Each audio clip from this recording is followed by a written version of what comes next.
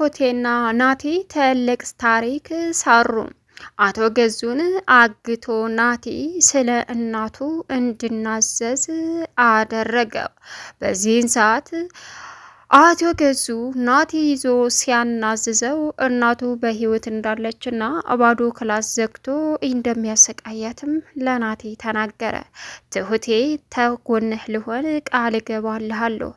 በአንተ ጉዳይ በዙሪያ ትልቅ ችግር ከተፈጠረ አንተም ከጎኔ ልትሆን ቃል ግባልኝ በማለት ከናቲ ጋር እጅ ለእጅ ተጨባብጠው ቃል ተጋቡ።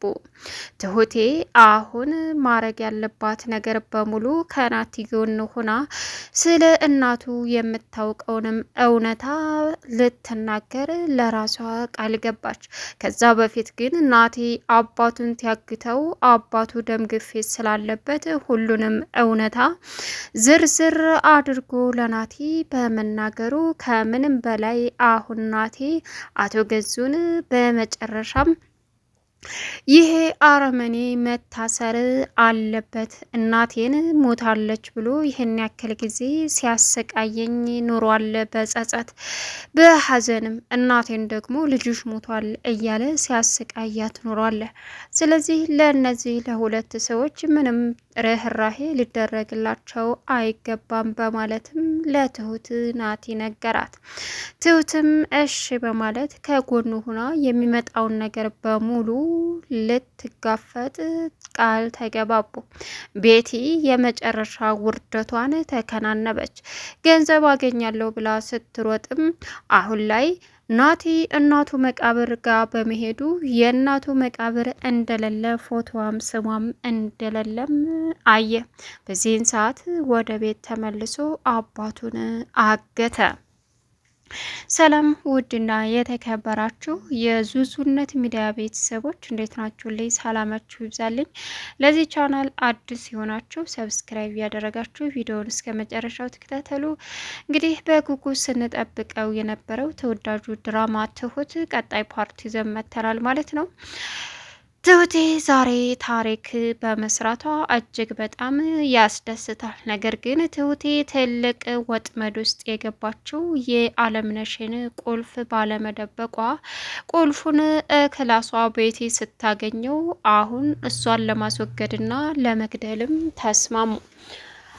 ገዙ ደግሞ እሷን መግደል አለብን፣ እናም ክላሷ ቁልፉ ከተገኘ ሆን ብላ የያዘችው ነገርና እሷን ሄዳ እያገኘቻት የልብ እየሰጠቻት ስለነበር ነው። ለካ ዝም ብላ አይደለም አለምነሽ እንደዛ አንዳንድ ለውጥ የሚታይባት ሲልም እንዴ ከመግደላችን በፊት የሆነ ነገር ማድረግ አለብን።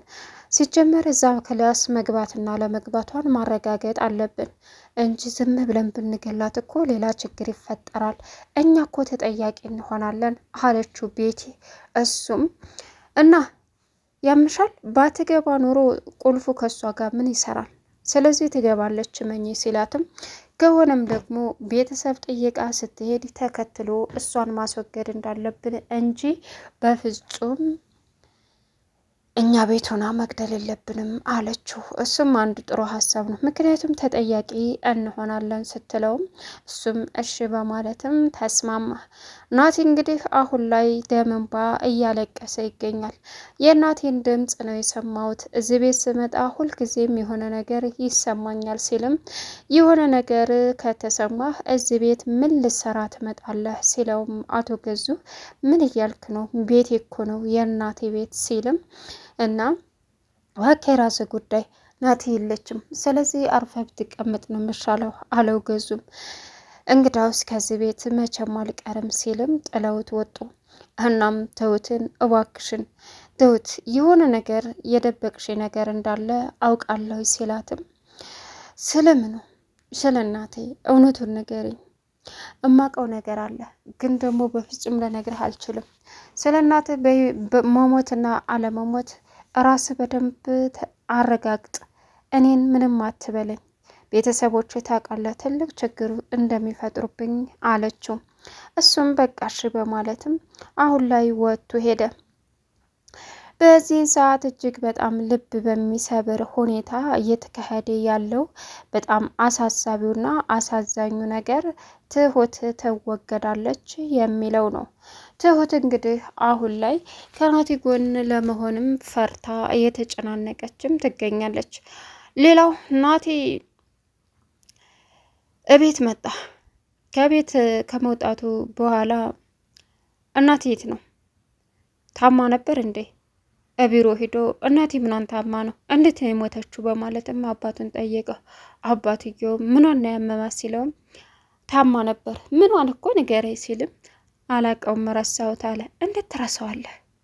ምኗንም እንደታመመች ትረሳዋለህ ማለት ነው። ስለዚህ እናቴ ታማ ሳይሆን የሞተችው ገለዋት ነው እያለ ወደ ቤት እየሮጠ መጣ። በዚህን ሰዓት ትሁት እናቴን ገለዋት ነው ታማ አይደለም አለ። እንግዲህ እሱን እርግጠኛም እኮ ነው ራስህ በያዝከው መንገድ ስታጣራ ነው አለችው። ቤቴን እንግዲህ መስመር ላይ አገኛት። እየፈለግኩሽ ነበር ወደ ቤት እየመጣሁኝ አላት። አይደል አንድ ቀን እንደምትፈልገኝ ያቅ ነበር ስትለውም እናቴ ምንና ነው የሞተችው? ምኗን አሟት ነው አላት። ምን አለች? አዎ የጠየቅኩሽ ነው። አላቅም እኔ እንዴት አውቃለሁ አለችው። እንዴት ነው የማታውቂው ሲላትም አምልጣ እየሮጠች ሄደች።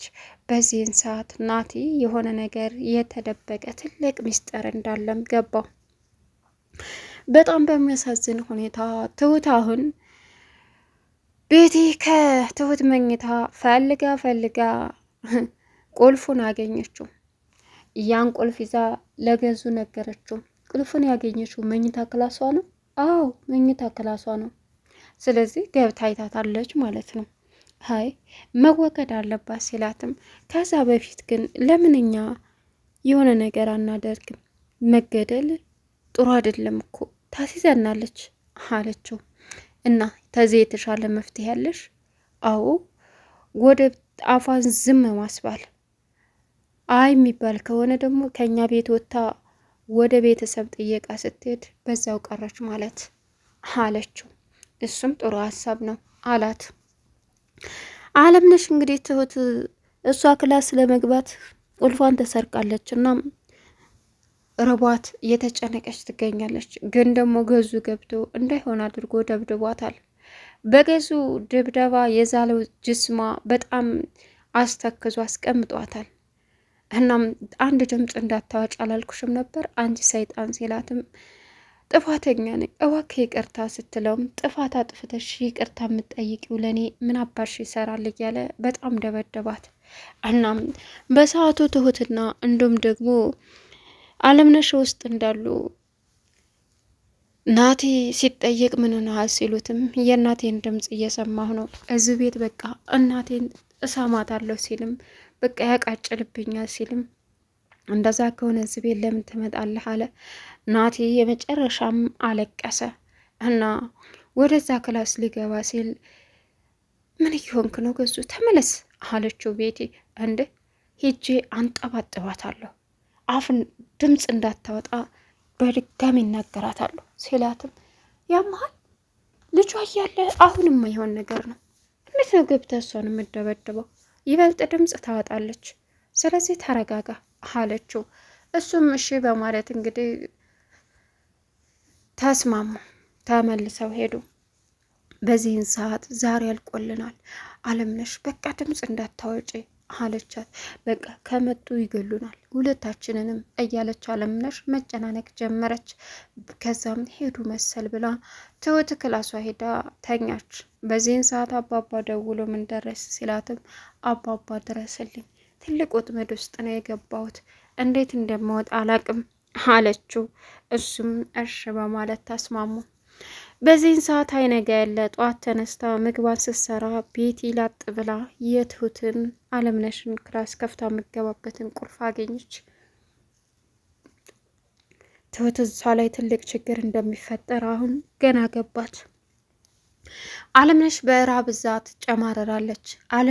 አለምነሽ አለቻት። ወየ ትሁት ጠፋሁብሽ አይደል? አዎ በጣም ጠፋሽ። ርቦሻል አይደል? አዎ በጣም ርቦኛል። ምን ላደርግ ቁልፉን ተዘጋብኝ፣ ቁልፉ ጠፋኝ ስለዚህ በእኔ እንዝላልነት አንቺም በራብ ተጨማድር። እመኝኝ ቁልፉ ሳገኘው እንደምንም ብዬ እንትን እልልሻለሁ፣ ምርጥ ምግብ ሰርቼ አመጣልሻለሁ አለቻት። እሷም እሺ በማለት ተስማማች። ችግር የለውም ራስሽን ጠብቂ አለች አለምነሽ። በዚህን ሰዓት ናቲ መጥቶ ምንድን ነው አላት። ምኑ ማለቴ እናቴ ታማ አይደለም የሞተችው ተገላ ነው፣ እነዚህ አረመኔዎች ገለዋን ነው አላት። ተረጋጋ ናቲ አለችው። ይህ መረጋጋት አያስፈልገው፣ ምክንያቱም እኔም ማስበው ገለዋት ነው፣ በቃ የመጨረሻ እየተናደድኩ ነው አላት። ዞሮ ዞሮ የእናትህን መሞት በደንብ አረጋግጥ፣ በውሳኔ በጥርጣሬ ላይ እርግጠኛ ሁን አለችው ትሁት።